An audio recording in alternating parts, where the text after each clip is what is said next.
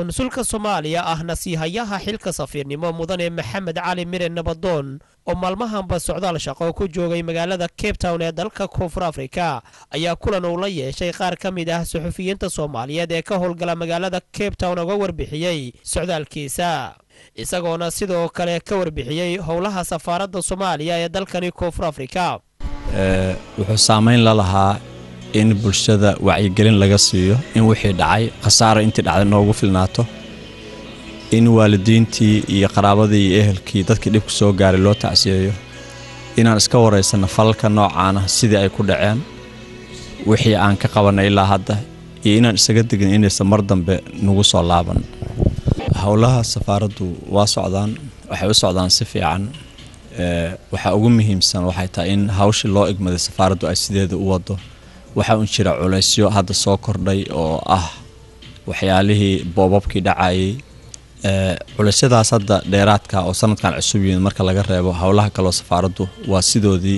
sidoodii u socdaan waxaan rajaynaynaa sanadkan inuu ka sii fiicnaan doono sanadadii hore hadduu Ilaahay idmo dhanka kale Maxamed Cali Mire Nabadoon ayaa ka hadlay wada hadalladii u socday safaaradda Soomaaliya iyo dawladda Koonfur Afrika ee ku aadanaa sidii ganacsatada Soomaaliyeed dib loogu celi lahaa goobahooda ganacsi kuwaasi oo dhawaan lagu boobay deegaanka Soweto ee duleedka magaalada Johannesburg dawladda Koonfur Afrika waxay dhammaan safaaradihii dadkoodu ay saameynta ku yeelatay boobkaas u sheegeen in waqti ay jiri doonto la isugu yeerayo dadka isla markaasna community-ga degan meeshaas ee Koonfur Afrikaanka maamulka dawladda hoose ee Soweto safaaradaha dadkoodu ay arintan saameynta ku yeelatay sida Soomaaliya, Ethiopia, Bangladesh, Pakistan, Malawi in uu dhici doono shir shangeesooda shirkaas kadibna ay ka soo bixi doonto xilliga dadku ay ku laaban doonaan waxa hadda aan ognahay oo kaliya dawladdu inay tiri inaan lagu laaban meeshaas waxaan mar kale cusboonaysiinaynaa baaqayagii ahaa dadka Soomaaliyeed inaysan ku laaban meeshaas ilaa iyo inta ay dawladda Koonfur Afrika go'aan kama dambaysa keenayso